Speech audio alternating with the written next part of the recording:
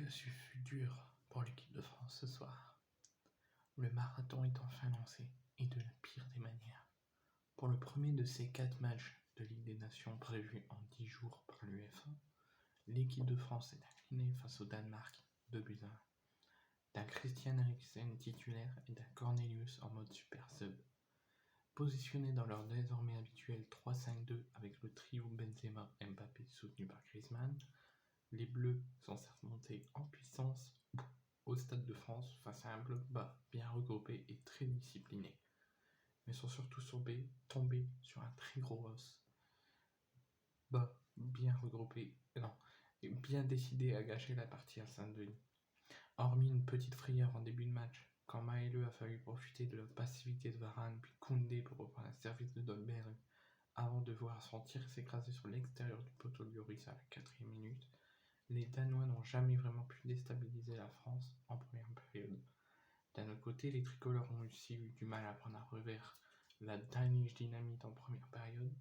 Seul Griezmann à la 9e et Mbappé à la 31e de loin ont chauffé les gants de Schmeichel. Même si un but a été refusé de justesse encore une fois à Karim Benzema pour une position de hors-jeu, les événements ont pris une tournure différente quand Mbappé, couché au genou, a dû céder sa place à Nkunku à la pause. Un changement qui a eu son importance car le joueur de Leipzig s'est mué en passeur décisif pour l'ouverture du score de Karim Benzema, auteur des numéros de soliste dont lui seul a le secret. Et ce juste après que le buteur du Real Madrid, qui totalise maintenant 37 buts en sélection, n'échoue de peu devant Schmeichel. L'heure était à la fête, les supporters et les banques coachés par Stéphane en l'absence de Didier Deschamps semblaient contrôler le match. Mais, nouveau coup dur, Varane qui se blesse et qui se fait remplacer par William Saliba. Moment choisi par le Danemark pour revenir dans le match. Couvert par Théo Hernandez et parti dans le dos de son frère Lucas, sur un service parfait d'Auchberg, l'ancien bordelais Cornelius a jeté un grand froid au Stade de France, en trompant la vigilance de Hugo Lloris à 20 minutes du terme. Dans la foulée, le capitaine des Bleus a repoussé un missile obscène pour empêcher les visiteurs de passer devant. L'équipe de France a quand même poussé pour lancer au mieux sa campagne en Ligue des Nations. Ni Kanté d'un super enroulé qui a tapé sur le poteau à la 80e et Nkunku 2 minutes plus tard ne sont parvenus à faire la différence. Mais pire encore, malgré un arrêt réflexe d'Hugo Lloris devant Eriksen, les Bleus ont fini par craquer sur un ultime contre mené par Cornelius, surpuissante sur la barre du gardien de Tottenham. Que les champions du monde entier qui voient leur série de 7 succès devront prendre fin se rassurent. Ils auront l'occasion de se racheter dès lundi à Split où ils feront la Croatie, leur victime de 2018, elle aussi battue d'entrée par l'Autriche dans ce groupe A 3-2. Que ce fut dur. Alors c'est une défaite qu'on n'aurait jamais imaginée, inimaginable.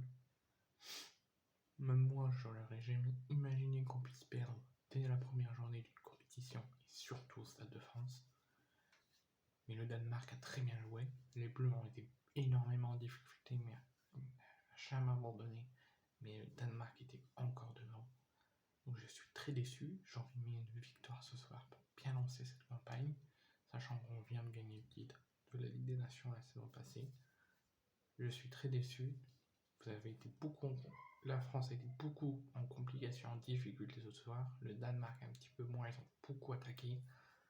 Les Bleus ont quand même tout donné. Mais c'est la reprise, c'est compliqué. Je suis quand même très déçu. Mais là, c'est la reprise, c'est la fin de saison. Comme Stéphane a dit, on a besoin de fraîcheur pour mieux faire des matchs. Donc je reste déçu, je reste un petit peu en colère. Mais j'espère que les Bleus se rachèteront lundi contre la Croatie. Et je donne toutes mes condoléances. J'envoie toutes mes condoléances à la famille de Didier Deschamps et à lui-même suite au décès de son papa. Malheureusement, nous avons perdu sur ce match-là, en espérant qu'il revienne lundi et qu'on puisse gagner. Allez les Bleus, toujours comme allez l'OM, à la vie et à la mort. Je reste français jusqu'au bout. Dormez, reposez-vous, soignez-vous, surtout pour ceux qui sont blessés, pour Varane et pour Kylian. Et revenez en force lundi battre la Croatie.